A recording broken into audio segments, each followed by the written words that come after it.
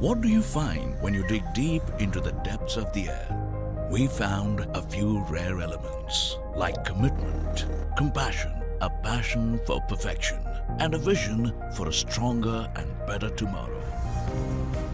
That is NMDC. It's not just a pioneering story of one of the world's finest iron ore producers, but a story of leadership with a human touch. Hi, are you looking to improve the efficiency of your company in this modern hybrid and remote work setup where most do not carry laptops or where some staff do not have unique email IDs? To download the app, go to Play Store and search Easy Do Chat and install the app. Easy Do Chat. Make life easy. Available on Android.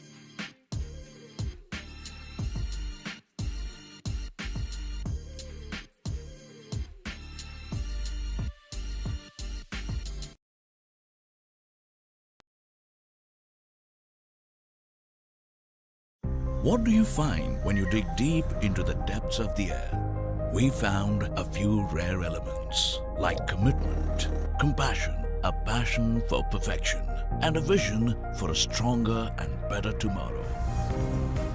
That is NMDC. It's not just a pioneering story of one of the world's finest iron ore producers, but a story of leadership with a human touch. Hi, are you looking to improve the efficiency of your company in this modern hybrid and remote work setup where most do not carry laptops or where some staff do not have unique email IDs? To download the app, go to Play Store and search Easy Do Chat and install the app. Easy Do Chat. Make life easy. Available on Android.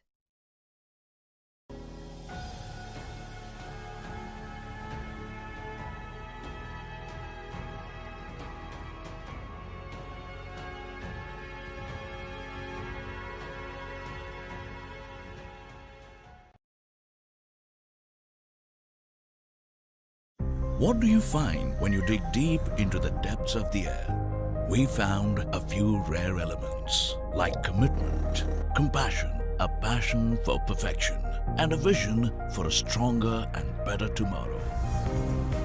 That is NMDC.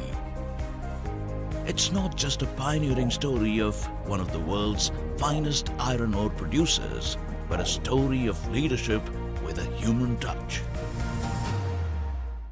Hi, are you looking to improve the efficiency of your company in this modern hybrid and remote work setup where most do not carry laptops or where some staff do not have unique email IDs? To download the app, go to Play Store and search Easy Do Chat and install the app. Easy Do Chat. Make life easy. Available on Android.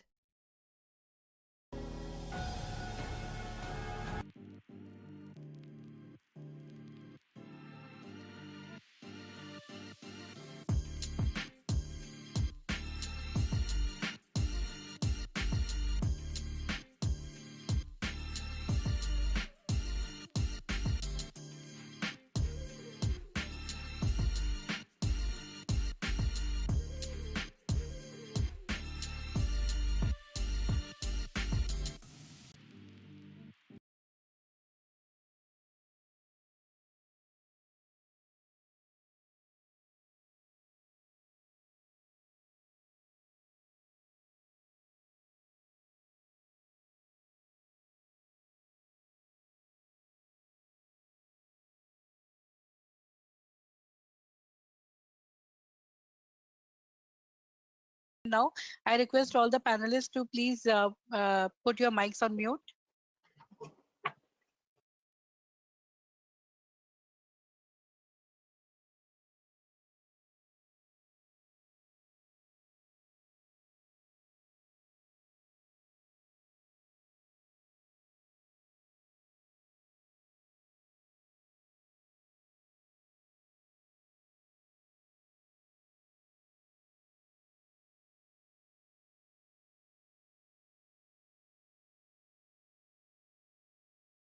What do you find when you dig deep into the depths of the air? We found a few rare elements like commitment, compassion, a passion for perfection, and a vision for a stronger and better tomorrow. That is NMDC. It's not just a pioneering story of one of the world's finest iron ore producers, but a story of leadership with a human touch. Hi, are you looking to improve the efficiency of your company in this modern hybrid and remote work setup where most do not carry laptops or where some staff do not have unique email IDs? To download the app, go to Play Store and search Easy Do Chat and install the app. Easy Do Chat. Make life easy. Available on Android.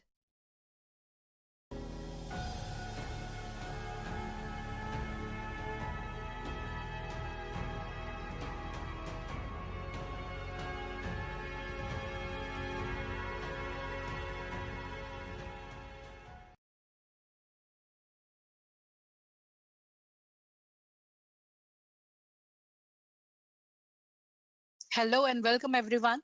Thank you for joining us for today's webinar. My name is Monica Bachchan. I'm a founder of Metalogic Projects Management Services. Viewers, I'm pleased to inform you that Metalogic Projects Management Services has completed 5 years on 3rd of January 2022. Today on 25th March 2022, we are presenting you webinar on cues for investing in metals and mining sector, webinar sponsored by NMDC Limited and Easy Do Chat by Liberty Shipping. This is our 47th webinar during COVID-19 pandemic. I hope you have gained an insight from our last webinar on Gati Shakti to bolster steel consumption in infra projects, which was held on 15th of March. The recording of that webinar is available on our YouTube channel. Do not miss to subscribe to youtube.com/MetalogicPMS. This program is currently live on GoToWebinar and on our YouTube channel, which is youtube.com/MetalogicPMS. Viewers, in case finding any difficulty joining through the software, can watch the program on YouTube. I like to make a mention that Metalogic has come up with a portal last year, which is mymetalogic.com. All the webinars, reports, as well as recordings are available at a subscription of 500 rupees per month. Just a short housekeeping before we get started. If you have any question during the panel discussion, please type them into the question box in your GoToWebinar control panel. I'll bring them up during the session and we will also have time for questions at the end. Always mention your company name and organization which you are representing and who would you like to address your question to. We will also be having few audience poll questions, which are always exciting. So watch the program very carefully until the end because your vote matters. So I would like to give a little brief about the session to you all. This is the first time that we all have gathered here to discuss the investment possibilities in the metals and mining sector. The name of the webinar itself, as it sounds, is cues for investing. So all the market participants, whether in equity or futures or hedging, would be benefited by today's deliberation. When we invest into a sector or a specific company in a sector, we all have a inclination and anxiety to know about the brief history and how the things would unfold in the short term and long term. This is a complete concept around which the webinar has been planned. This theme will continue for the next 6 months to 1 year. Nobody knows where Russia and Ukraine war is going and where it will end. Indian market have also stopped reacting to the war news. Yes, the commodity pricing again on the up move, right from crude steel to nickel to copper to almost every commodity moving up. These are probably decent time for these commodity producers in India as well. Some of these companies have been seen making life highs or making 52-week highs. That trend would continue. Companies have reduced their debts, operating efficiencies have come back to the fore, but still one needs to be cognizant of the fact that these stocks can be highly cyclical in nature. The infrastructure demand across India and across the US is going to be great, but nobody knows about the China. Today's discussion would be around the capex, cash flow, debts, future plans, current crisis impacting the margins, crushing the trade to into deep unknown and much more. I hope we would all gain from today's discussion. So without wasting time, I would like to invite our esteemed panelists to take it over. Today, our expert panelists are Mr. Sushim Banerjee, CEO of Indian Iron and Steel Sector Council at Ministry of Skill Development and Entrepreneurship. Mr. Mr. Bidyut Chakraborty, Partner Mining and Metals at KPMG in India. Mr. Kunal Shah, Head of Commodities at Nirmal. Mr. Sanjay Jain, Commodities Expert and Consultant, and I'm your moderator. To begin with, I would like to welcome Mr. Sushim Banerjee to give a little brief. Sushim sir, I request you to please unmute yourself.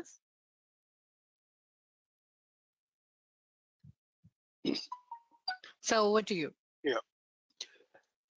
Okay. Thank you, Monica, and thank you, my fellow panelists. I am really privileged to address the session on cues for investment in the metal and mining sector. Now, this is a very apt theme that has been chosen by Metalogic, and I am thankful to Monica for choosing this theme. Now, as everybody knows that, so far as we will restrict ourselves to the metal and mining sector. So far as the metal sector is concerned, the current scenario, to say the least, it is upbeat. Just now, in few days' time, the financial year will be over. And according to our estimates, the current year, our steel production, crude steel production, will reach around 120 million tons, which is, although which is around about less than 10% of the Chinese production. But as you know, India has left behind Japan and much left behind USA, and we will continue to occupy this second position for the years together. So far as consumption is concerned, consumption of finished steel, we will be ending the year with between 108 to 110 million tons, which is once again about around 10 to 12% growth over the normal pre-pandemic year of 1920. Now, all this scenario will tell you that steel consumption and steel production in the country is now very much on the upper range of the growth path. And therefore, let us have a quick look at the scenario of what is being unfolded for FY23.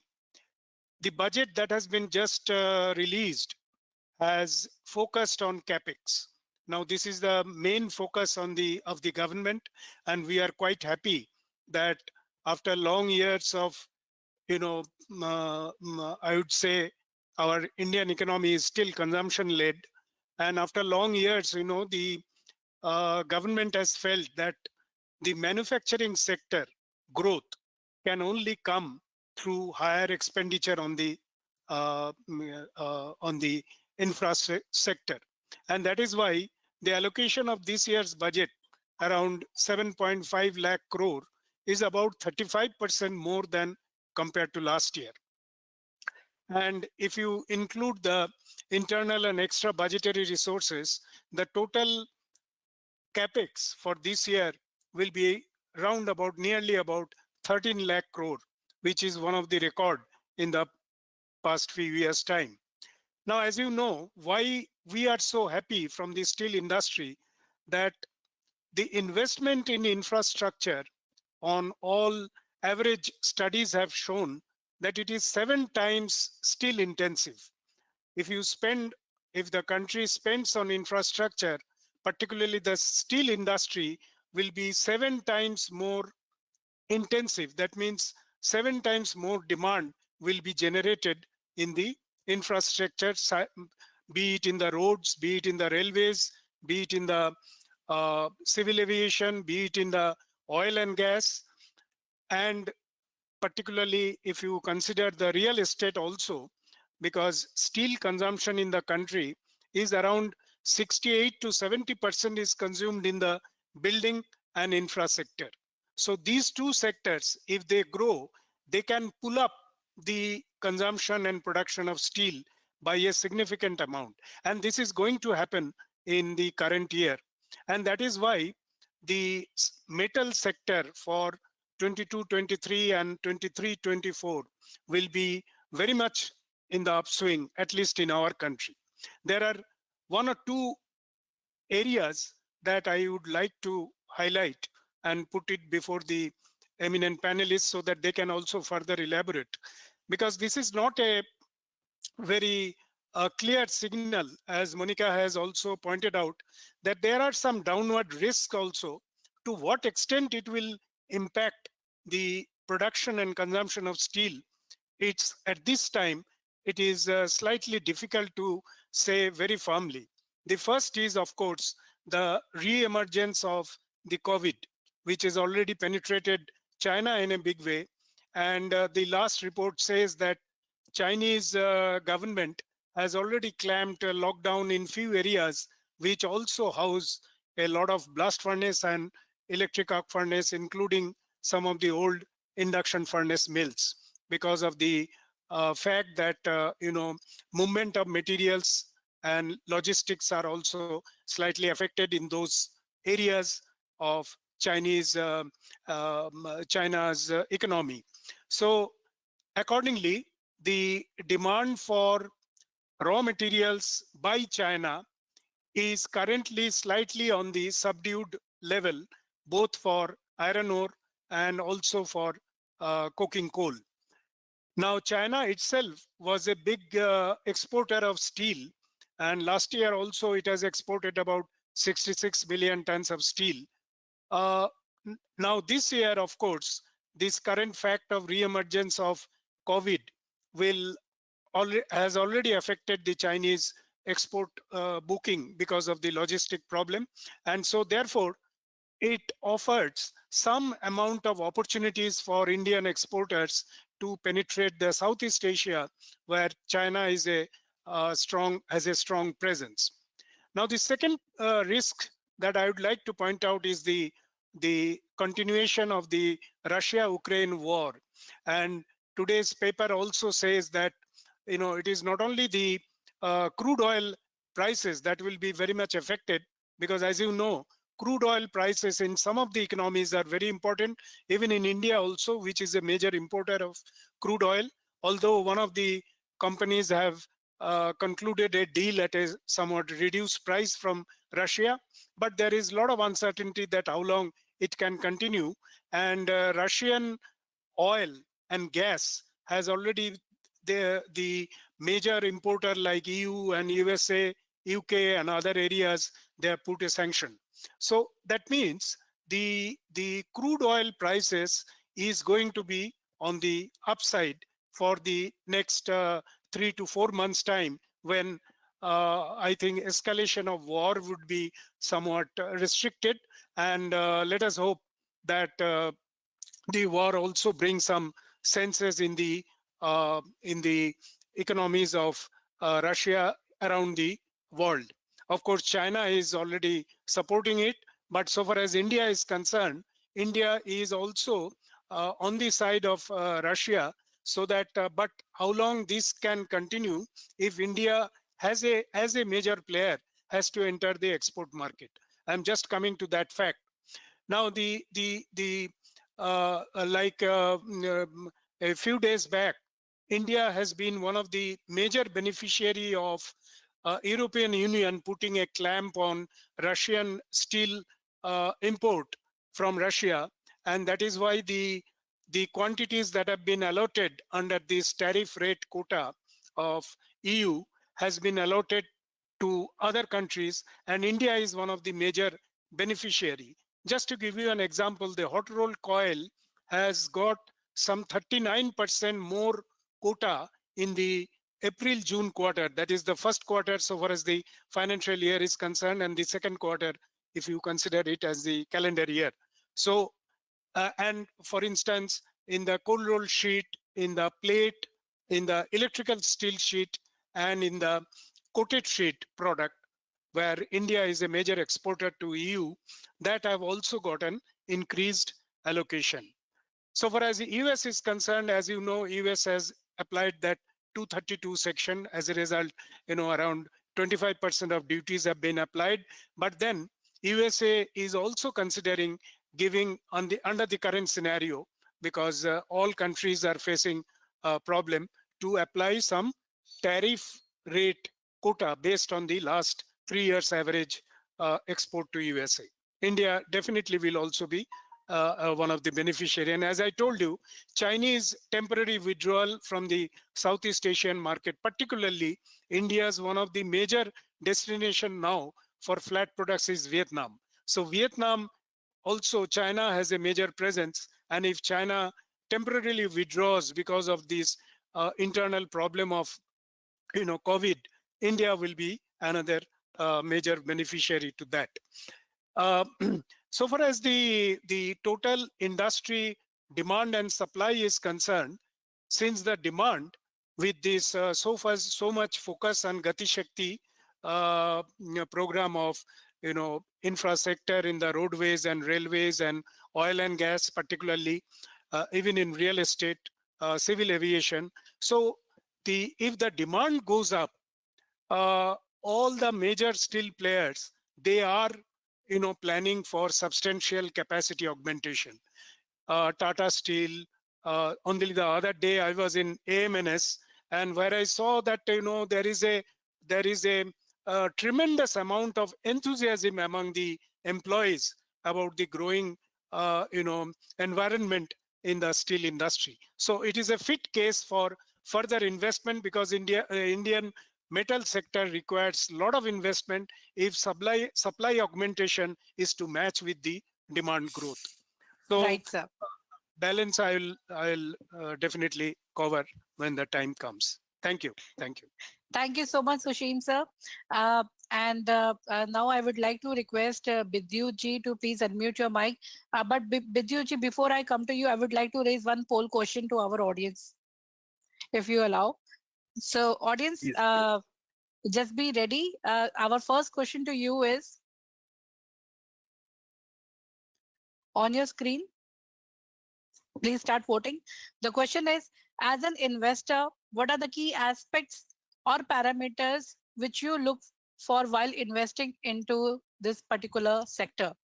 So you have got 4 options: CAPEX, EBITDA, sustainability, debts, any other. So while investing, what are the key aspects and parameters which you look while investing into a particular sector? And people who are watching the program on YouTube can post their answers in the comment section or in the live chat. As an investor, what are the key aspects or parameters which you look for while investing into a particular sector? CAPEX, EBITDA, sustainability, debts, any other. I'm closing down the poll now. Please be very, very quick. Answer on your screen. So the majority goes 55% with sustainability and 38% with CAPEX and EBITDA, while 4% go to debts and 2% any other reason. So majority is sustainability, 55%. Bidyut sir, over to you. Sure. Thank you, Monica, and thank you, Mr. Banerjee, for very apt context setting for the discussion for the day. I'll just add a couple of points. as to that particular context. If you look at the overall scenario, yes, it is a very good time for India. The reason being, we have already seen the kind of deepening of investments, not just in India, but a kind of a low market globally in the overall mining and metals market because of lack of demand, because of other geopolitical reasons. Those are the two key factors.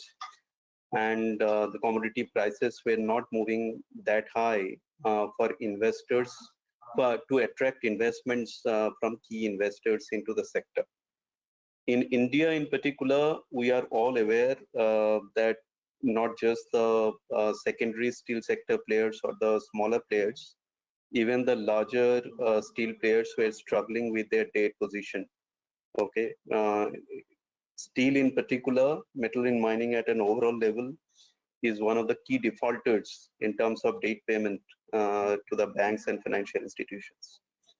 But having said that, the scenario is perhaps changing over the last few months in particular, especially the second half of FY21. And with the specific announcements by, say, Government of India of around 103 lakh crore of investments for infrastructure building, like Pradhan Mantri Awas Yojana and multiple other infra programs that have been announced, plus the Jal Shakti program, Nal Se Jal, who have announced that they're going to use steel pipes in terms of providing water supply to the remotest corners of the country, are likely to drive this demand further. Not only that, railways in particular, they have also announced big amount investments over the next 3 to 5 years for creating further capacities. White goods, which accounts for around 15% of the total consumption of steel in India, where the position is around 15-16 million ton today, is likely to achieve a number of around 50 million ton in the next 7-8 years. That's the estimate. So from demand side, it looks very positive. On top of that, we are also seeing I don't know whether this is the start of a super cycle or not, but commodity prices are looking very good for the companies.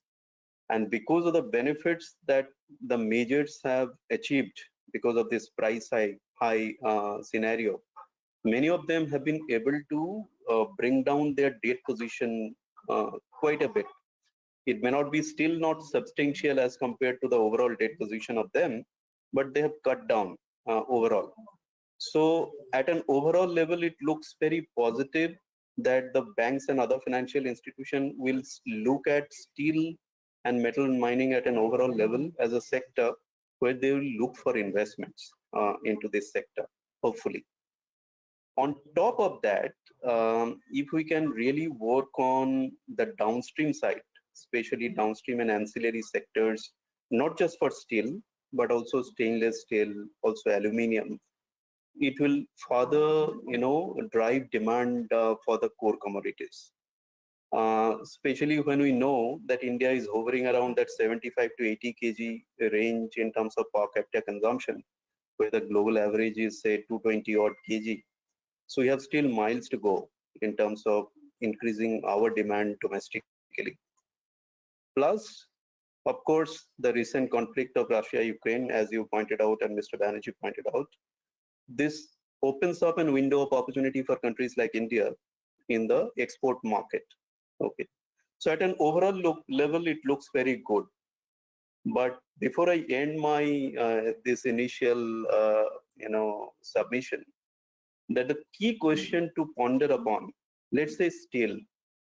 Today we are hovering around that 140 odd, 142 million ton kind of capacity. Of course, there are large announcements by especially the majors like Tata Steel, JSPL, JSW, AMNS, SR. Everyone wants to build large capacities in the state of Odisha and otherwise.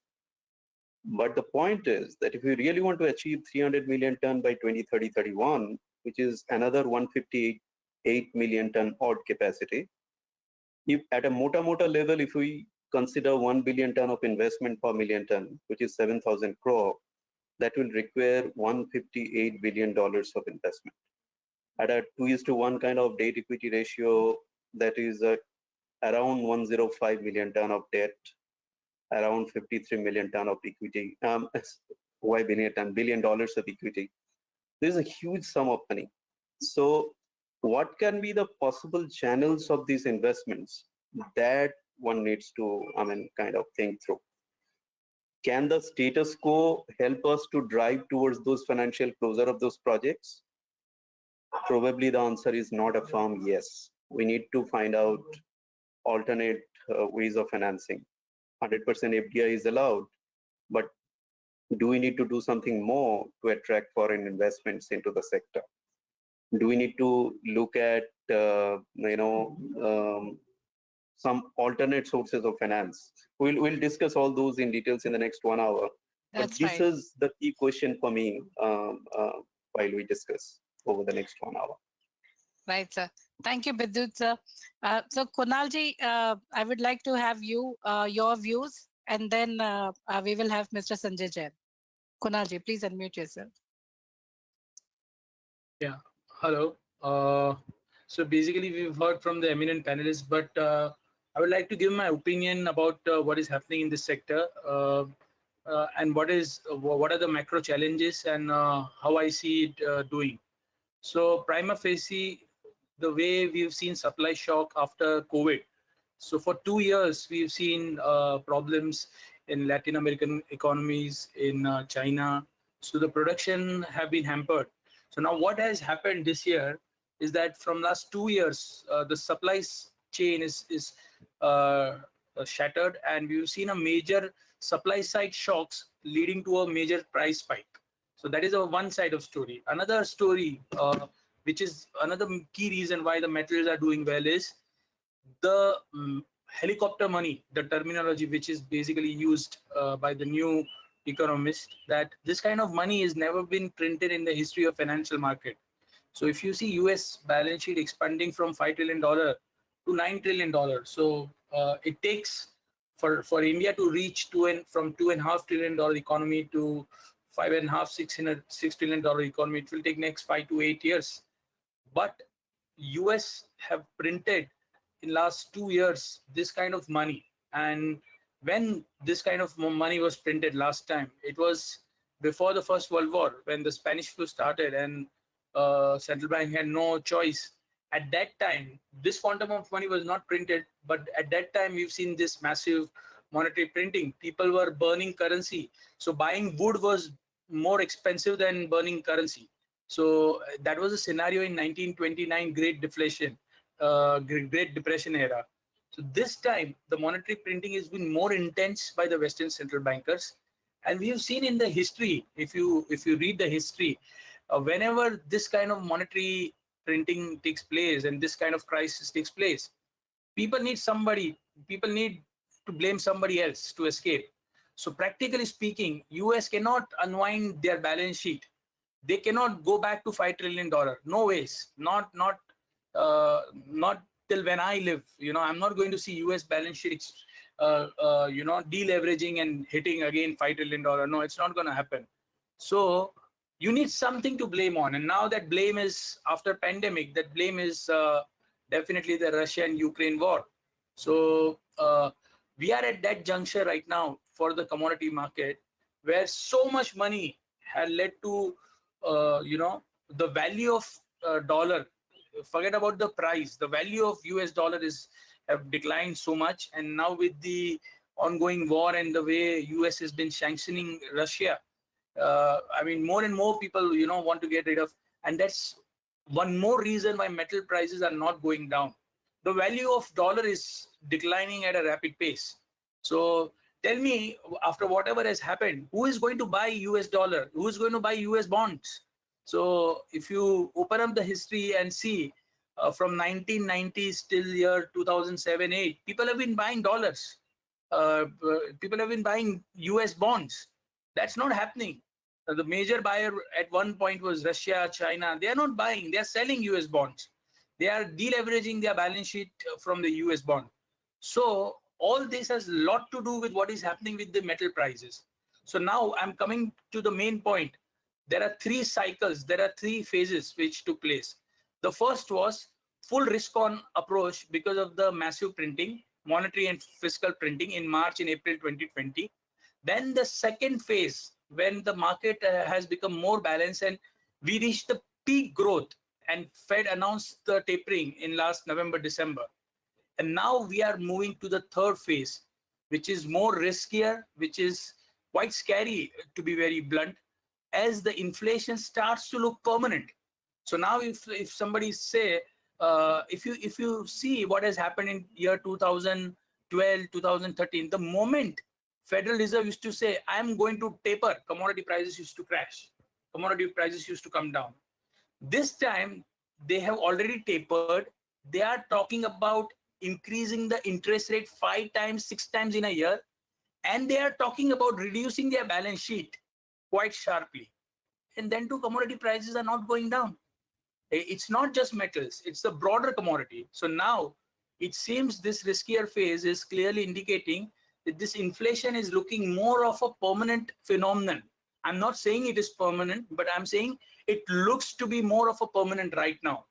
The Western central banks would like to fill the gaps, but rightly, they are far behind the curve. They should have increased interest rate in the month of October 2021 or November 2021 by 50 or 100 basis points, but they are way behind the curve and they cannot aggressively increase the interest rate. So right now, this inflation is going to stay at least for some more time. The commodity-led inflation will stay in the economy for some more time. And my worry is that no, I don't know what is going to happen with the war, whether it is going to extend to the NATO and Russia or not. But it seems that in the second half of the year, if there is some positive resolution coming out of this war, then you may see a gradual cool off in the price of commodity, but no crash, no huge correction, no meltdown, no. And the reason for that is that the Western central bankers have finally turned very hawkish. So the impact of that would be seen provided there are no supply side shock in the second half or maybe the last quarter of the year 2022. But till then, this inflation and the higher commodity prices are going to stay here. Thank you, Kunalji, for giving an overall perspective. Sanjay ji, I'm coming to you. I believe you have a PPT, so I'm making you a presenter. Please keep your presentation open.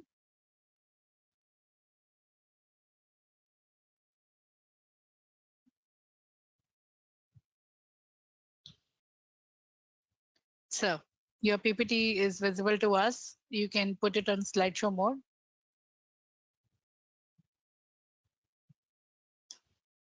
Sanjay sir, you need to unmute yourself. Your mic is on mute. Yeah. Can you hear me now? Yes, very well. Over to you. Great. So yeah, good input from the fellow panelists.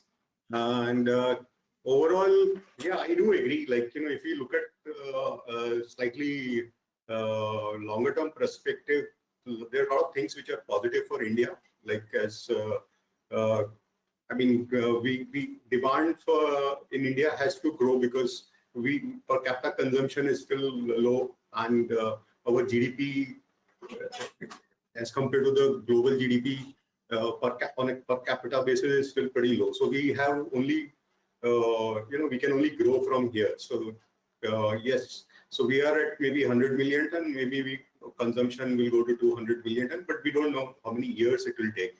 So the longer term outlook looks good, and of course because of this Russian exports having a challenge because of the sanctions, so window has opened for India to export. So that part of the demand side of the equation, because of the supply shocks elsewhere, looks interesting. But I'm going to be a little bit party pooper here in the overall theme because the near term looks pretty challenging. There are, headwinds for the global demand. because of this Russia-Ukraine war, I mean, there will be a higher allocation to defense budget almost in all countries. The way the Ukraine has become a verb actually. The way things have happened in Ukraine has been quite shocking. Initially, nobody thought that Russia will actually invade, and they have invaded. And now, once they invaded, people thought that there will be like some small damage and they will reconcile and there will be peace soon. This war will not long last.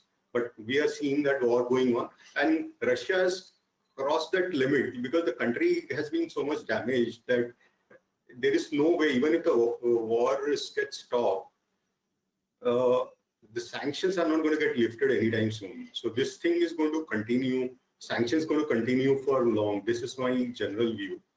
And a shortage of steel and raw material, they have driven the prices. And these high prices itself are hurting demand, because if you, when you look at the downstream industry who are consuming steel, look at auto industry in India, in Europe, everywhere, like the production numbers are suffering. There is also an issue of semiconductor, and that problem is only getting accentuated with this. So there are these challenges here. Second, it's good. Can you see presentation? Yes, Yeah, we can see that, Sanjay. Slide moved, so I was just like in this. Okay, and then rising inflation and interest rates, they are also shrinking the disposable income. And aluminum is also substituting steel in the electric vehicle. So there are, I mean, while we can be bullish, we should keep these facts also in our mind when we are looking at investment in the steel sector, because the prices are really, really very high, and the downstream industry across has not been able to pass through these kind of price increases. So basically, steel, if you see, there are like, you could put in two things like infrastructure investments and the consumables, kind of consumer durable kind of stuff like white goods and auto and all. So because if each government across the world is going to put more allocation of their budget into defense, then they will have less allocation of budget in the infrastructure. So that is one thing that we will have to see how this will play out. And similarly, since the disposable income is going down, so you're going to see the demand getting hurt on the consumer part of the steel. So we will have to see. Right now, there is so much of supply shock that we are not able to, we are really not worrying about the demand side.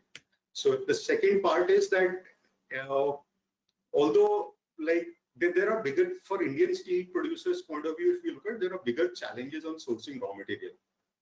Like nearly 6% of iron ore and coking coal supply has disappeared due to Russia-Ukraine war. And coking coal supply is not growing. See, there has been in the last 5 years, ESG related headwinds are there. So there is not funding coming to the mining sector, especially those coal side. So I'll show you some data in the subsequent slide. But that is one big challenge. Like if we want to produce more steel in India, the challenge is how will you source coking coal? Because now the Russia has also gone out of the picture. Although Russia can supply that coal to China, but then China is not going to export coking coal. So these are equations. We will have to see how this plays out. And when we look at iron ore supply is also not growing because of the high level of consolidation. And then in the last few years, 3-4 years, we have seen geological challenges have started hurting the iron ore production in Brazil. And the miners believe that now this is a consolidated industry, and what they believe is what they will execute and how the supply will appear in the market. And the miners believe that the hot metal demand is not going to grow because they are looking at that investment cycle has peaked in China, the scrap supply will keep growing. So, I mean, there has been, if you look at the history of steel industry globally, there have been period of almost 40 years when the hot metal production was almost flat from 1971 to you can say 2000 period. So that 30 odd years, there was no demand growth in the iron ore. There's no demand growth in the coking coal, and that's why the prices of iron ore used to be $5-10, and coking coal used to be $20-30. And these prices are pretty stable for a pretty long period of time. So this is a challenge that when you're investing in steel companies in India, you must keep in mind. Then, so this is a map of coking coal exports. So although like we look at only the steel exports coming out of China, but there's also raw material which is going out of Russia. Sorry, not China, Russia.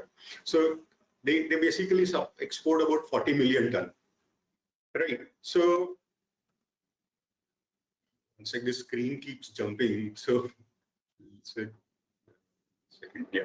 So this 40 million ton is equivalent to like nearly like 60 million ton of steel, which would have been produced elsewhere in the world.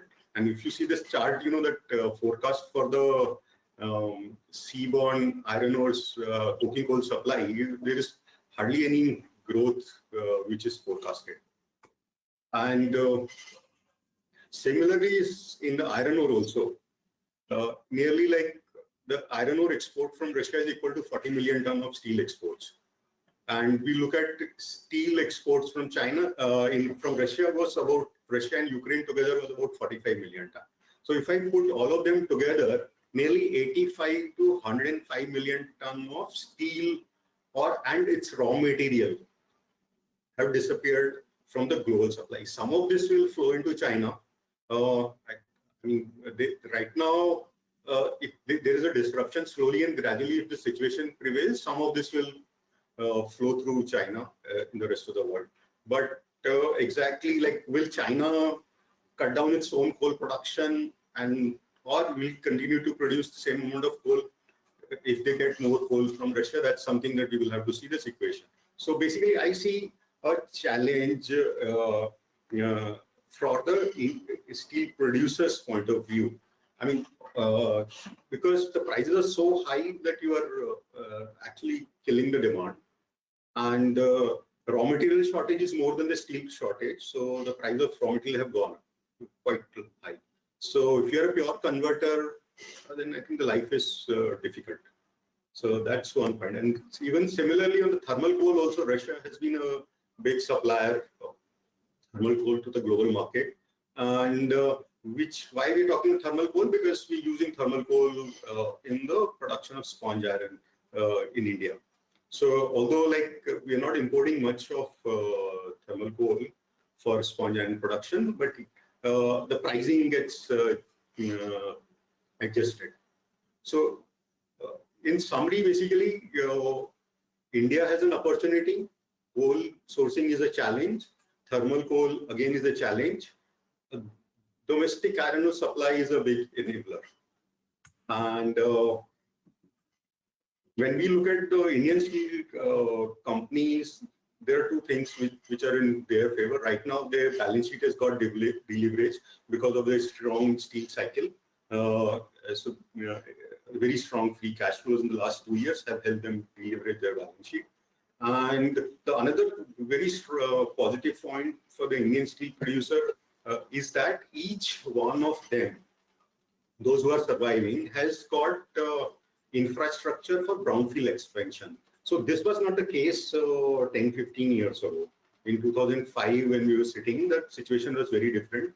There was hardly any. Everybody had to, invest into greenfield project, and we know India. There's a big challenge in creating a greenfield project, and takes too much time. There is by the time the steel capacity comes, you are in the down cycle, and the cost of capital is very high. So everybody's balance sheet get leveraged, and there is no cash flow to service it, and then that's the reason you go into NPA. So that's a very positive point for the Indian steel names right now. And but I just wanted to. Are you able to see the full slide, or there is this small window which is showing up on the screen? So we are able to see the the graphs which you are showing, and along with some text. Yeah, okay. So this is a basically I plot the spread for the steel companies. So on a daily basis. So what I wanted to show you is that if you see the top row, the HRC spread for the Asian steel mill who is on the coastal part is sourcing iron ore and coking coal from the international market and selling HR at the steel prices equivalent to the steel prices at which China is exporting.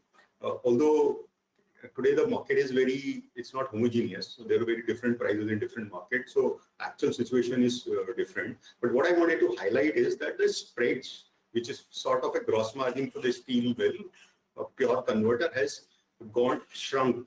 Like if you look at in the first quarter of FY22, which is basically April to June 2021, it was $434, right? And it's fell to $296 in the second and third quarter. In the fourth quarter, average so far is $159. But on a daily basis, it's $114.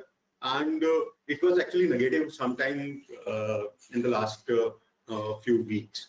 So, that's the kind of volatility which is there in this case. Europe, again, like you can see, all the spreads are shrinking. So this is a thing that, this is basically because of the tighter supply of raw material. Then the demand supply gap in the steel. And this one slide for the, basically, from the equity investment point of view in the secondary market, if one is looking at, this is basically I track and calculate what kind of margins in the current stock price that market is expecting. So you look at this column which is highlighted in red. So this is basically from the valuation point of view. If you see when you do the reverse working, market is expecting that JSW Steel will be able to maintain 15,000 per ton kind of EBITDA. But if you look at the last 10 years average, except for this last FY 21-22, they used to make not more than 8,000 rupees per ton. In the third quarter, there was about 17. So basically market, and there's the same situation for Tata Steel and even SAIL, and JSPL is almost there. So these are like, generally the market is expecting a much higher margin going forward. But like this is so there is basically not really very, the expectations are very high and there can be disappointments. On the other hand, NMDC looks, market is pretty pessimistic about NMDC. And they are expecting that NMDC margins could not be more than 1,000 rupees to 1,500 rupees per ton. Whereas like in the last 10 years average has been 2,300 rupees per ton. You can see this 10-year average. So this is a little on a valuation point of view, NMDC looks a little better. And this just one slide on the nickel also. If you see from the demand perspective, see today nickel is a big worry right now because Russia is supplying 10% of the world supply. But the point here is that the 55% of nickel is actually consumed by China. And there is no restriction between Russia and China for this trade to flow. So basically what we are noticing is that the prices of metal in China and the other commodities in China and the rest of the world are two different, they got very different markets. So for an Indian stainless steel producer, this I think is a big challenge, because if the nickel is cheaper in China and is expensive outside China, then the stainless steel producer outside China will have challenge. So I think that's all I wanted to say. Thank you so much, Sanjay sir. So with this, we will start our panel discussion. So you can stop sharing the screen. Yeah. Okay. And Sanjay ji, I would like to raise one poll question, and the same question I would like to ask you. So audience, finger on your screen. Does the long gestation time bothers the investors? Your options are in yes or no. And on this, I would like Sanjay ji you to comment. Does the long gestation time bothers the investor? Yes or no? And people who are watching the program on YouTube can post their answers in the live chat or comment section. Does the long gestation time bothers the investors? I'm closing down the poll now. We have got the answers. Answer on your screen. So 95% are saying yes, while 5% are saying no. So 95%, people are really bothered with the long gestation time. Sanjay ji, I would like to have your comment on this, please. Yeah, okay. Yeah, it's see, basically, as I had mentioned in my prepared comments also, that if it's a greenfield project, it's like takes 10 years for the steel plant to come up, and some cases even 15 years come up. So that's a really like because for 10 years you keep deploying capital, there is no return, and you keep paying higher interest rates. Like almost like for project finance, the interest rates are always in double digits. So the project cost itself goes up so high that the ROI on that investments becomes like single digit.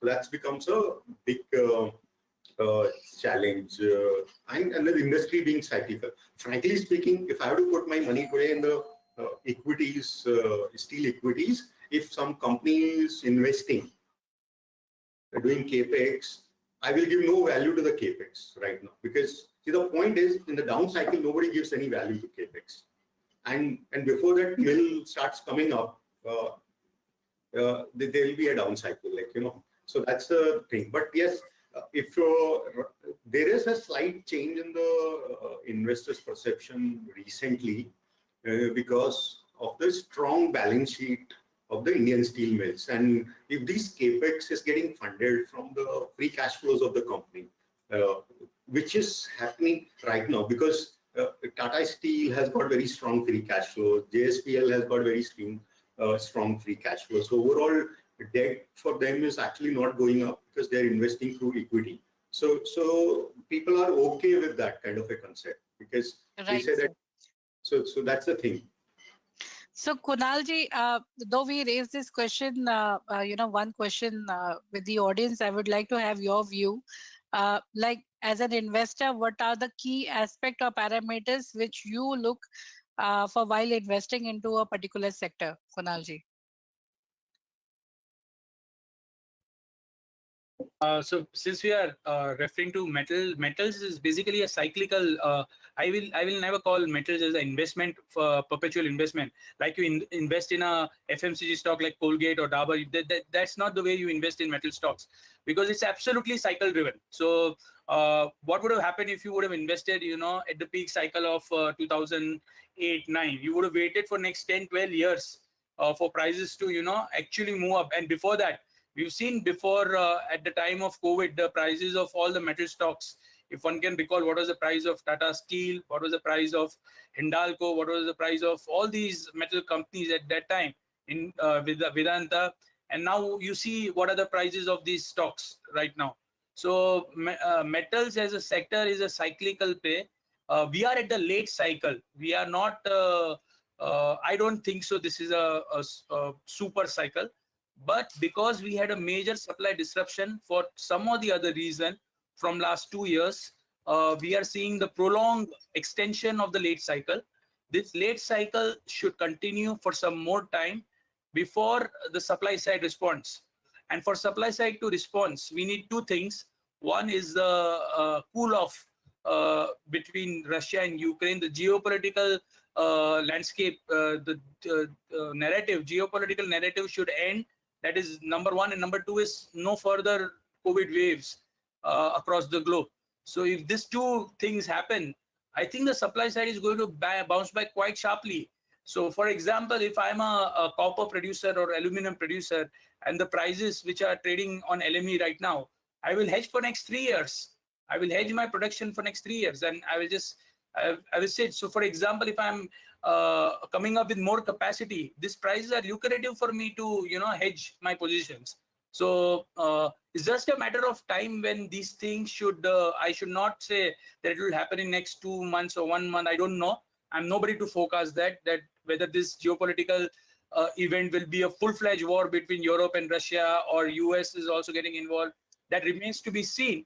But my view is very strong that this is the late cycle. This is not the time for the investment. If you want to trade, if you want to go long in metal stocks, this is the right time to go long. You cannot perpetually say that all the metal stocks will keep moving up only. I don't think so. It's right. Though Indian story look pretty bright, but there are challenges coming from the macroeconomic environment and especially from the central bankers. And my personal belief is if the US is shrinking their balance sheet, it is going to be very bearish for commodity in long run, because the commodity moved up because of this massive liquidity. And now if this massive liquidity is getting sucked out of the financial system, I think it is going to create problems. So not the time for investment. This is the time to go along with the trading view. Right. Sushim sir, I would like to ask you from the policy view, like Gati Shakti, PLI, NIP, NMP, and Jal Jeevan, PMAI, Awas Yojana, and numerous other initiatives taken by the government to support the industry. What is your perception of the impact of these projects on our industry from an investor point of view, sir? Sushim sir. Well, actually, if you look at it very minutely, all these mega projects that have been announced is basically, I would look at it basically to promote the manufacturing sector, because manufacturing sector has been languishing for the last 2 decades, I will say. And if you even see the growth rate of output of manufacturing sector, it is still between 3 to 4%. Whereas if you see the gross value added growth, it is some 14 to 15%. That is only because the prices of the goods are so much rising. That is why the growth is also very lucrative. But actually, what is happening or what has happened in advanced countries and the kind of, the billion-dollar economy that Kunal was telling, USA. Now, USA at one time, their manufacturing sector was having about 30 to 35% of the total GDP. In our case, it is only stagnant at 17%. So I would say that the kudos to the government that all these mega projects that has been announced, particularly the PLI scheme, which they have announced for steel and other 12 sectors, it will definitely give a major fillip to the production and investment in this particular sector. And also all the other sectors like auto, white goods, they will create as a multiplier impact, they will have a generation of steel demand in a big way. Now, so far as PLY is concerned, I think the objective is very, very clear. And the objective is to, people are talking of this Atmanirbhar Bharat. But if you go into the deep of the PLI scheme, it is nothing but creating a capacity in the domestic market for goods, and for particularly for the engineering goods, for which we have been jolly well importing quite a lot in the last few years' time. And this is the first time I think government has come out with this scheme in order to create domestic capacities for these goods as an import substituting item, and also to promote the domestic industry to enter the global value chain. If we say, suppose, let us take, some of these steel products which are perennially being imported, like, some of these special grade, API grade HR coil, API grade plates, pipes, more than X80 or more than X100. The casing pipes, which oil sector is importing on a heavily, and then head hardened rails, which railways have also asymmetric rails, which they have been importing, and some of the tool alloys, tire bit quality, and special stainless steel, CRGO, 250,000 tons as a regular import for the last few years, and CRGO is a basic material for making transformer. Now this PLI scheme, hopefully in the next 4 years time, that is the time that has been given, 4 years time, indigenous capability will develop, imports will be restricted, and the Indian producers will be of these goods will be able to enter the global market as supplier of these goods to other sectors, other engineering exporters. So this is a win-win situation that is coming for the Indian large players. Now, so far as the other scheme, the mega schemes that you have said about Bharatmala, Sagarmala, all the schemes, the objective is very, very laudable. And I think the only singular factor is finding the investment funding. The funding for which, government has come out with a very noble scheme of asset monetization. A lot of work is going on, and I hopefully in another 6 months time, the assets that have been lying idle, so whether it is in the public sector, whether it in the warehousing sector, or whether it is with railways or roadways, each sector has been given a target, and 6 trillion rupees of target has been fixed for asset monetization. Then there are various investment scheme. I agree with Kunal.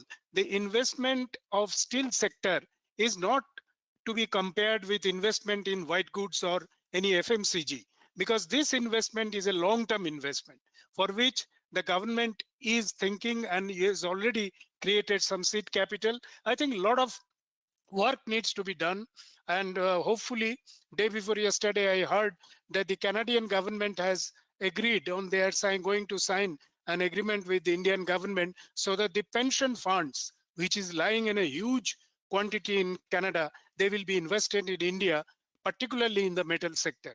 Japanese government the other day they have announced. So all these FDI, if it is come, I think metal sector investment scenario will be totally have a phase change. So the government schemes will have a major role to play. Right, sir. Bidyut, sir, I would like to ask you, is there any key developments you are aware of which may change the course of sector in the next 9 months? Any key developments? Well, next 9 months, if that is the question, which is the short-term view that we are going to make, then naturally the first and foremost is the Russia-Ukraine conflict that we are seeing. That definitely is unfortunate for the people of those two countries. But as we are looking for the opportunity for India, naturally, as Sanjay was pointing out, 40 in calendar year 2021, 45 million odd tons of steel, which was supposed to be, kind of exported from these two countries. That's the kind of window of opportunity that India can tap into for this current calendar year 2022, which is the next 9 months, as you asked for. So this particular conflict, geopolitical conflict, has definitely impacted in terms of rallying the metal prices in some way or the other, be it steel, be it coking coal, be it other elements, because Russia has been one of the key suppliers of all these commodities. The second element is, of course, the PLI scheme, okay, that Mr. Banerjee already touched upon. That is that has been envisaged to attract investments in the specialty steel sector, where India has been significantly dependent on imports so far. So hopefully that will bring in a good amount of investments as well as opportunity for India to become a sizable player in the specialty steel sector. That is another one. The third thing is, I know at various state levels, they are creating their vision document for the next 10 years for promotion of downstream and ancillary sectors. Case in point, Odisha has already formulated a strategic plan towards that, covering steel, stainless steel, aluminium. So if that strategic plan is kind of implemented in all seriousness, then that is likely to enhance demand in the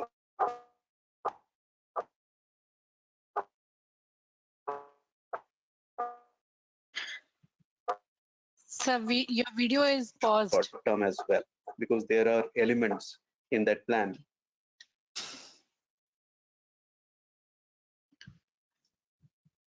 Bidyut sir, your video is paused. So, Kunal, I would like to ask you why to invest in metal and mining sector, and also I want you to answer how is investing in M&M different from any other sector?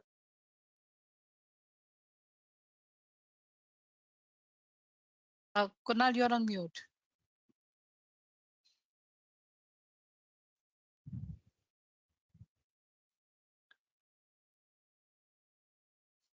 Yeah, sorry, Yeah. I was on mute. As far as metals and mining sector is concerned, it is the backbone of our economy. To add to Mr. Sushim, what he said, I agree with him. India's journey from 2.5 to 5 trillion, $6 trillion is going to be commodity-driven journey. We are going to require a lot of steel. We are going to require a lot of aluminum, a lot of copper. So like India's copper consumption is going to double in next 5 years as per my calculation. So we are right now consuming 1.25 to 1.5 million tons. So in next 5 years, that will be 3 million tons, 2.5 to 3 million tons of copper consumption, which we are going to consume. So that will be almost, out of 25 million tons market, it will be 8 to 10% of the global consumption is going to take place in India. So we are at that landscape right now where China was in the year 2000. So from here, the road for the Indian economy is looking very bright. And to add to what Mr. Sushim said, with whatever government has done, a brilliant, fantastic job, what government has done in last 5 to 6 years, it has created a platform for India to really reach to that level where we are on the verge of becoming, a major commodity consumer economy commodity. So I think this is the time where you focus on something. So I'm focusing on some stories which is focusing on the companies which are focusing on rare earth minerals. So the companies like GMDC, I think it's a good investment. They've been mentioning that they are working on the rare earth minerals. And I think if in India, in Gujarat, there are some geological survey which are indicating that there are a good amount of rare earth mineral there in Gujarat. And if the mines which are owned by GMDC, if they are able to come up with the rare earth minerals, I think fantastic investment opportunity will be created in that kind of stocks. So you were asking me before the session that which are the investment stock which I am looking at. Something which is not traditional, but is very promising. If the rare earth story plays out, looks very promising. India needs rare earth. China is dominating the entire rare earth market. And if our companies start coming up with this, then looks pretty bright. Aluminum as a sector looks pretty bright. The prospect of Indian aluminum producers looks very bright to me. Conversion is key play. And here, if you compare the cost of power, world versus India, so Indian aluminum producers are at clear winning point here. So even the aluminum producing companies are going to do well going forward. Steel for next 6 to 8 months, I continue to remain bullish. But if this inflation doesn't goes down, so like assume what is going to happen to the developers. So if I'm a ABC developer and if I'm having a margin, my margin of the particular project is 25%, and in that steel prices move up by another 15%. What is going to take place? My projects are, so I'm going to stop buying raw material. So the demand at some point is going to, have a negative impact. If this commodity rally keeps going on, it has been going on from last 2 months. And in commodity, there is one basic law: shortage has a no price.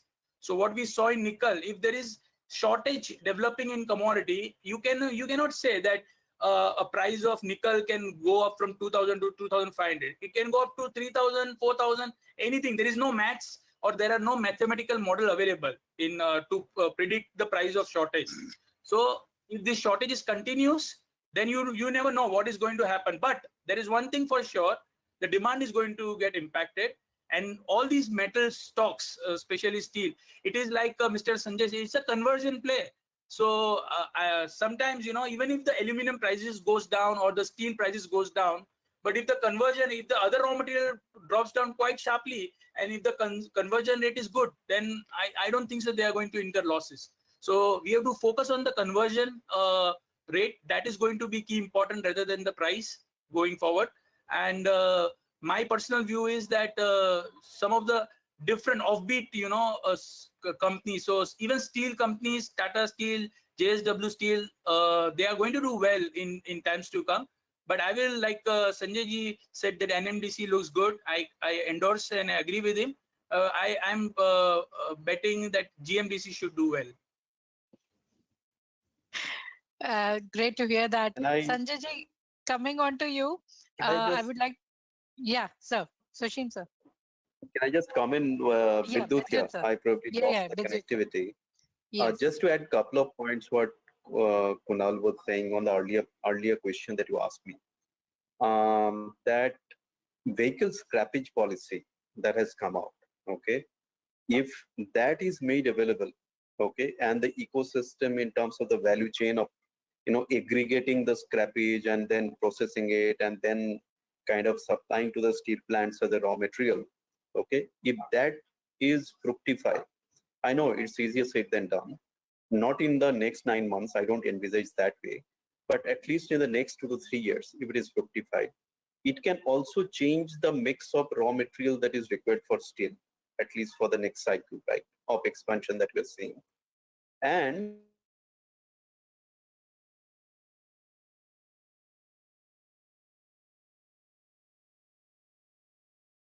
Yeah, cut off. Bidyut, sir, again, your video is on paused. it is also going to have an impact on the internal inbound logistics that the steel plant will have to manage. Because we are not account million ton of that is a significant logistics that need to be planned. Okay. Am I audible again? Yes, you are. You are. So 900 million ton of raw material that need to be moved. Okay, probably yeah. 900 million ton of raw material that also have to be moved, and significant investments in logistics infra also need to be built in order to build these additional capacities. That also need to be kept in mind while we are estimating the numbers in terms of equity or debt of instruments that are going to drive these investments for the metal sector. Right, sir. Monica. Right, sir. Sanjay ji, my question to you is, in the current state of geopolitical tension, which have led to numerous uncertainties, do you feel that one should invest in M&M sector right now? Yeah, see, it depends, like, who is the investor. If you are a steel producers like Tata Steel, if you're a producer like JSPL, I mean, see, the point is that in India, we will see our demand growing 2x, 3x in 10 years, 20 years, or 30 years, whatever the time frame may be. So yes, we need more steel. So steel producers need to invest. And as I said, they have opportunity to invest because they've been having now the land for brownfield expansion. So they can execute project in a short period of time. So they should invest, yes. But I think one thing I would like to basically alert to every steel producer in India is that we don't have coking coal. So, and one, we don't have coking coal, and secondly, the world is not investing in coking coal mines because of the ESG concerns. So if we want to grow our steel production, then we will struggle for coking coal. So that's a point that one needs to keep in mind when we are growing steel production from here. So the one opportunity that we have, and Mr. V.R. Sharma also keeps talking about all the time, is a coal gasification technology. So this is one thing that we can, we need some policy intervention. See, the problem with JSPL in Angul, they had a very nice project, coal gasification and make sponge iron out of it. It's a very good thought process of Naveen ji, right? But what happened that it went into problem.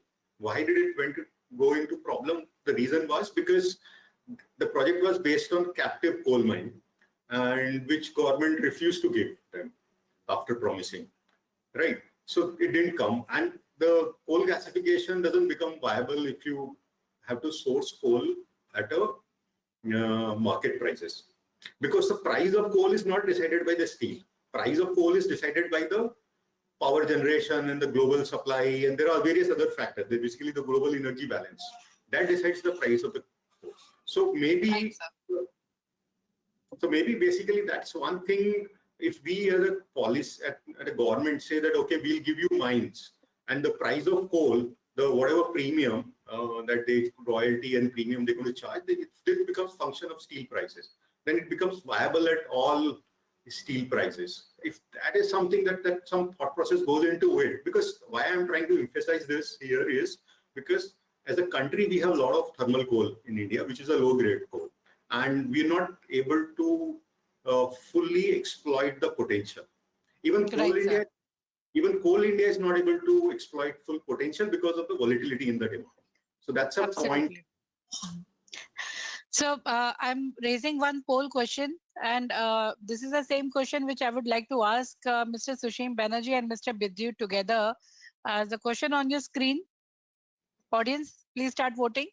The question is, do you see hurdles on the export which could impact the export revenues because of new taxes by Western countries like carbon tax, fossil fuel tax, then green steel? Do you see hurdles on the exports which could impact the export revenues because of new taxes by the West, like carbon tax, green steel, fossil-free steel? Your options are in yes, no, and not sure. And the same question I would like to put up to Mr. Bidyut and Mr. Sushim Banerjee, that export markets, in the export market, carbon tax, green steel, and fossil-free steel are the magic words of the West. Indian companies will have to strategize. So do you expect any hurdles on the export front which could impact the export revenues? I'm closing down the poll now. Then we will have comments from Mr. Sushim and Mr. Bidyut. So here are the results. 61% of our audience feels yes, this will impact the export market, the new taxes by the West, and 26% feels no, while 13% remaining unsure. 61% feels yes. So we will start from Sushim sir, then we will have a view of Bidyut sir on the same. Sushim sir. Sir, you're not audible. Just 1 second. Please unmute yourself, sir. Okay. Yeah. Sorry, I tend to disagree with the poll because of the simple reason that if you see the current scenario for the last 1 month, what I am observing that now this carbon tax and green steel tax is a secondary issue. The primary issue is who is to fill up the gaps that has left by withdrawal of Russia and Ukraine, and even in CIS countries. So I don't think in the next 9 months that you have been telling Mr. Chakraborty that this is not the right kind of scenario. It may be after, say, in the second half of FY23, this may be an issue, but not now. That is my contention. And then one other point which I missed, like Mr. Chakraborty has mentioned about the investment scenario. One thing I agree with Sanjay ji that the brownfield expansion has been on record, has been taking too long a time. But at the same time, the investment requirement for brownfield expansion cannot be equated with greenfield expansion. Greenfield expansion, 7,000 crore for 1 million is a rough idea. But for brownfield expansion, you require much less investment compared to that. And as per my estimate, about 40 to 45 million tons of steel, fresh capacity will come through brownfield. So the investment requirement will be slightly marginally lower than what Mr. Chakraborty has said. This is just my contention. Okay. Right, sir. Over. Bidyut, sir, I would like to have your view. Okay. I also have a slightly different view. Yeah. Okay. On this.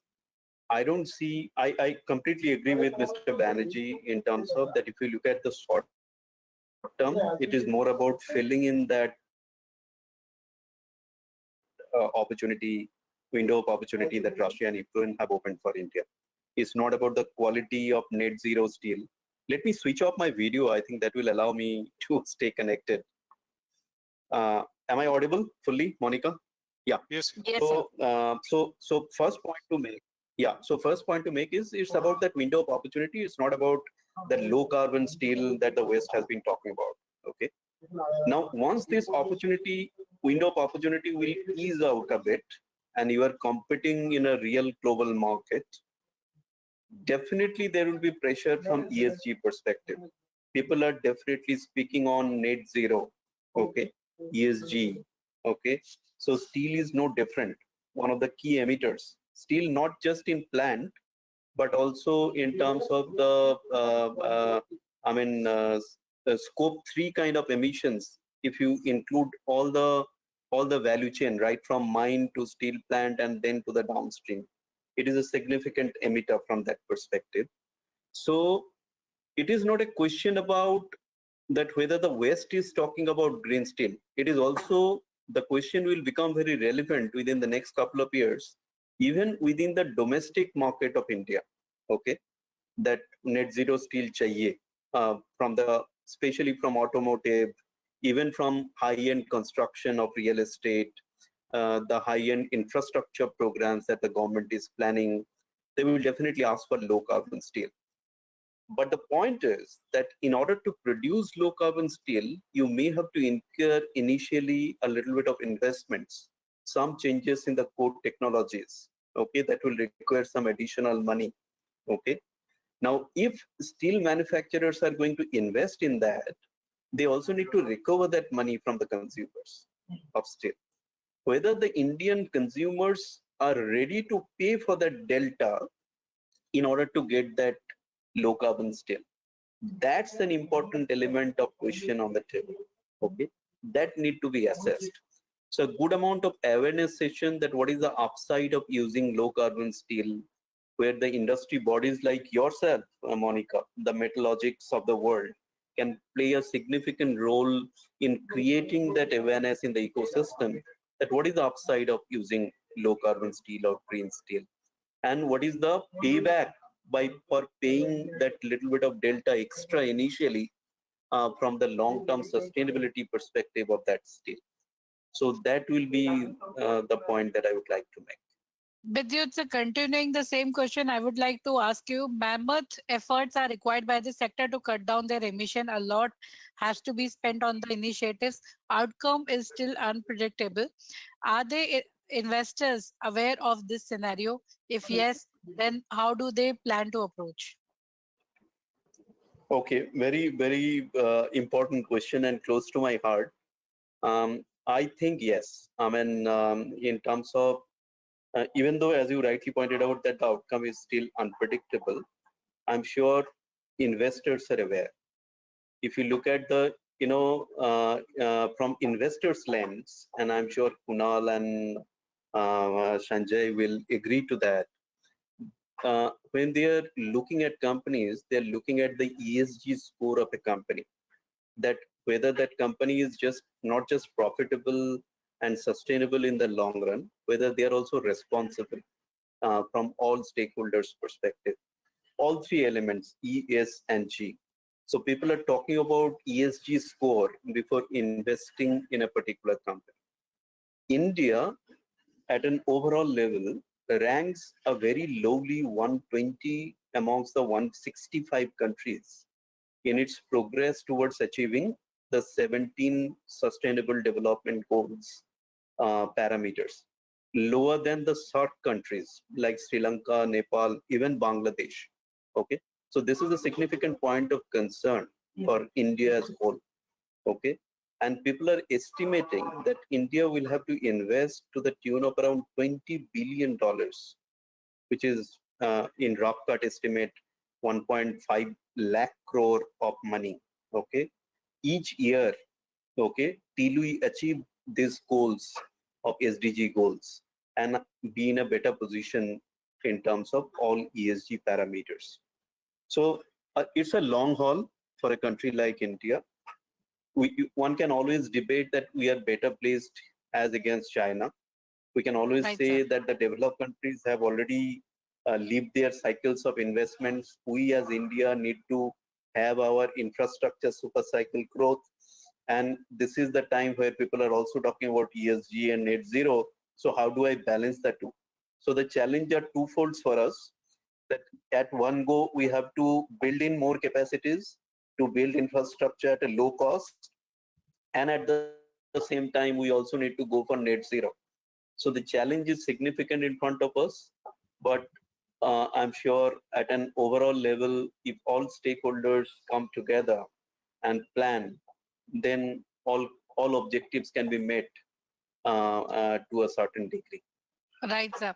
So, one of the very important question which I would like to ask Kunal and Sanjay, which are the major stocks to look for short term and long term, and your few suggestions. We'll start from Kunal and then Mr. Sanjay. Okay, like I said, from the long-term perspective, GMDC, mainly not just on the lignite prices moving up, but also on the development and the likelihood of they coming up with rare earth from one of their mines. So I think that is looking very attractive from the long term. From the short-term perspective, still looking at the spread in India, I think the Indian steel stock has still further potential to move up. So most of them are near their 52-week high. But I think there is still another leg up is what I'm expecting, especially for Tisco and JSW Steel. And in base metal stocks, Hindalco continues to look attractive to me, and Hindalco also should move up. So Hindalco, Tisco, JSW in short term, in long run, JMDC looks quite attracting and promising to me. Sanjay ji, your view. Okay, so I'm not really very. I wouldn't put additional money right now in any of the metal stocks. There are two stocks I'm actually invested, which is NMDC and Coal India.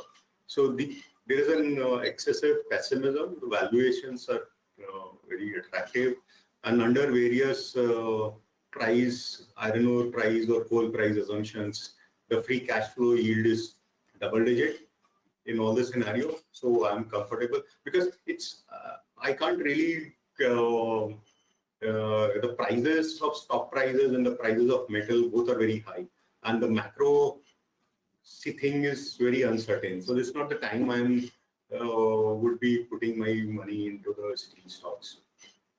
Or Understand. Understand. We have one question from Mr. Shankar Raman. His question is: Indian steel companies approaching near zero debt status, and what are the chances that Indian steel companies may be able to, on routine basis, pay off any new loan within 5 years? Sushim ji or Bidyut ji, anybody can answer on this. Yeah, I think the scenario is excellent and better than ever. And I think 5 years payback period is quite okay. All the loans can be paid, and almost all the large players have are becoming debt free. Some amount of debt are still there, but FY23 would enable them to leverage all the debts. So they will be able to pay back this within 5 years. Yes, definitely.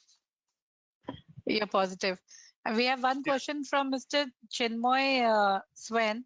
He's asking, metals are commodities in... Can I? Yeah. Bidyut sir, yes, please. Yeah, just on the earlier point, one more Yeah. thing that I would like to add to what Mr. Banerjee said.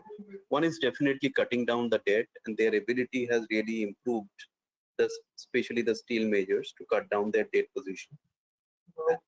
On top of that, I think internal accruals are also improving. Okay, So whether you call it equity or internal accrual, some kind of investment, they will be in a better place to put in some money out of their accruals, especially in small expansion, if not major expansion kind of projects, especially in the brownfield or creating some logistic infrastructure, etc. So that is a positive sign I'm seeing, at least in the short to medium term. Right, sir. Sir, एक दो questions और लेंगे. We have Mr. Chinmoy Swan. He is asking, metals are commodities in cyclical in nature. The cycle period lasts for 5 to 7 years. Earlier for specifically commodities like steel, the capacity is put up by all, returns are seen. So catching and getting off before it burst the key. So how to catch it, and in your estimation, how long this present steel cycle will continue? Is it different this time? Anyone can answer. Well, let me take the lead. Yeah, I am very positive because one thing is that there is no standard rule for a cycle period. And the cycle period, when it is associated with escalation of war between the two major steel producing countries, then the situation is quite different. Then the cycle, in my view, the cycle is going to be prolonged. And as Kunal has said very aptly, the inflation is emerging. Inflation in our country also, it will definitely go beyond the 6% that the RBI has said, but I think it will be definitely we will be ending up between 6 to 7% after peeling off in the latter half of this year, current year, because there are global factors which are responsible for this, jacking up of the raw material prices and then finished steel prices. And if you see the very beautifully, which Sanjay has shown, the spread is actually widening. The spread is actually widening, and that gives another fillip that actually the finished product price is going to, sort of compensate the raw material prices. But the question comes that at what cost? All the project will not have escalation clauses. So there will be some impact on some of the project, which will once again have a negative impact on the demand. So this cycle will continue. At least this year it will continue. Next year, anybody's guess.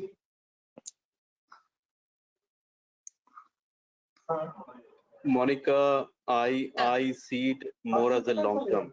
I think this cycle is going to continue at least for the next 4 to 5 years. It is India's time. I mean, that's the positiveness that I'm carrying in my mind. Very good. Because whether this rallying of prices will remain, well, that is debatable. And I completely agree with Kunal. But whether so naturally there will be some calibration, some stability in prices. So the kind of upsides that the steel majors and the other metal players had in the last few months will probably not continue for long. Okay, there will be calibration. But having said that, because of the increase in demand, because of some of the other R&D and innovation initiatives that various states are kind of driving in the downstream and ancillary, in metals, it is a very, very positive, market for India. Okay, and the second part is not just about financing. We have no option but to look for infrastructural growth in order to drive the economy further. Okay, now who puts in the money, whether government puts in first and then private sector, let's keep that debate aside, but somebody will have to come forward and put in, for sure, maybe a combination of both. Okay, so Right, sir. One important element I would just like to highlight, that maybe you will see a significant correction in raw material prices because of opening up of commercial mining in iron ore and other minerals. So once the operationalization of all these mines happen and there is real competition in the marketplace, I see a good amount of calibration happening in the raw material prices, which will also help the steels and stainless steels and aluminium to bring down their cost of production and remain more competitive, not just within the country, but also in the export market. So I see a lot of positivity due to all these factors, at least for the next 4 to 5 years. That's my bet. Right, sir. I'm taking up one last question and then we will conclude the session. This question is from Mr. GS Venkata Subramaniam. He's from Bhilai Steel Plant. His question is, his question is why coking coal challenges cannot be met by adopting Japanese NSC technologies like coal moisture control and DAPs to incorporate lean or non-coking coal for manufacturing coke. Anyone can answer, maybe Sushim sir or Bidyut sir. I am not very much aware of this, technology in detail, but yes, Japanese team, when they came, they offered this and there was some discussion. But I think other than this also, the non-cooking coal, which is largely used by, the secondary sector, particularly in their small mills of either it is IF mills or making sponge iron or making DRI. I think there are some technological, intervention can always see them through, and carbon emission can always be controlled by, various technologies that will, reduce the coke rate per ton of hot metal. PCI is a very big example. Well, Tata Steel has done it at a very successful way. And, the other day, Honorable Minister of Mines, he has given a statement in Lok Sabha that coking coal is going to stay in India as a major raw material and input material for making steel and thermal power. So this statement also gives a lot of credence to the fact that the ongoing technological intervention of lowering the coking coal consumption will continue, and various large players they are doing in their own way. But including the Japanese, method of coking coal, but provided it is cost effective, and some pilot project can be done on that. And if it is found suitable, then it can be applied. There is no issue. And I just want to add up that we will take up all these technical questions in our technical webinar, because this particular webinar is on equity. So I suggest all our audience, whenever you raise any question, raise the question as per the topic. This particular question on coking coal related technology, we will be conducting a webinar program soon, where we will be happy to take up these technical questions. So with this, I am ending the session. Before I end, I would like to have final words from Kunal, Sanjay ji, Sushim ji, and Bidyut sir. So let's start from Kunal. Yeah, just your final words before we end the session. It was a wonderful and informative session. We hope you've added some value. And for all the stakeholders who are in equity, the major event to watch out for you all is the balance sheet reduction by the US Central Bank. That is going to be the key going forward, the key macro event, I think, after Russia and Ukraine. Right. Sushim sir. Yeah, I think I have learned a lot. Thanks the eminent panelist. Now I end up with the concluding remark that I see now the metal sector more, robust, and it can, consume, it can invite a lot of investment which will be paid for, and the investor will get their return for money in the next few years' time. It is going to continue like this. Bidyut ji, your final words. I echo the sentiments of my fellow panelists. It has been a great webinar. Thanks for the very sharp questions from your end, Monica. If I may just add one more point on the policy front, because you guys work with the policymakers very, very closely, whether mining and metals can be accorded the infrastructure status. Okay, it can bring in a significant change in the perception of investors. The kind of traction that we saw in logistics as a sector, transport and logistics, after it was given the infrastructure status, mining and metals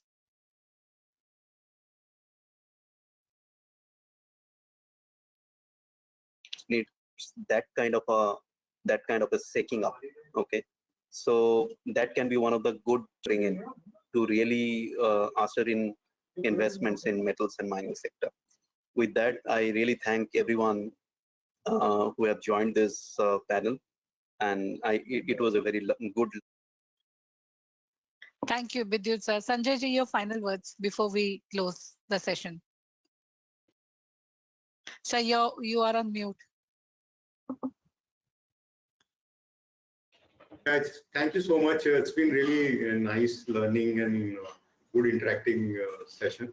The only thing that what I want to say is that in metals and on cyclical businesses, when everything looks good, that's the time to exit. And right now, everything looks good. Right, sir. So with this, viewers, we are ending the session, and I would like to thank our fellow panelists, starting from Mr. Sushim Banerjee, CEO of Indian Iron and Steel Sector Council at Ministry of Skill Development and Entrepreneurship, Mr. Bidyut Chakraborty, partner at Mining and Metals at KPMG in India, Mr. Kunal Shah, head of Commodities at Nirmal, Mr. Sanjay Jain, commodity expert and consultant. I would like to thank our sponsors, NMDC Limited and Easy to Chat application by Liberty Shipping. Viewers, we will meet soon, hopefully with our next conference offline event in Delhi next month. Till then, take care and goodbye. Thank you so much, sir. Thank you. Thank you. Thank you. Thank you. Thanks a lot.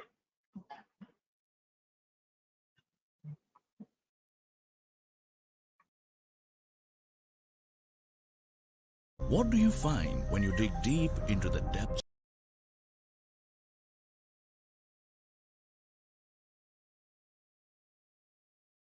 What do you find when you dig deep into the depths of the air? We found a few rare elements like commitment, compassion, a passion for perfection, and a vision for a stronger and better tomorrow. That is NMDC. It's not just a pioneering story of one of the world's finest iron ore producers, but a story of leadership with a human touch. Hi, are you looking to improve the efficiency of your company in this modern hybrid and remote work setup where most do not carry laptops or where some staff do not have unique email IDs? To download the app, go to Play Store and search Easy Do Chat and install the app. Easy Do Chat. Make life easy. Available on Android.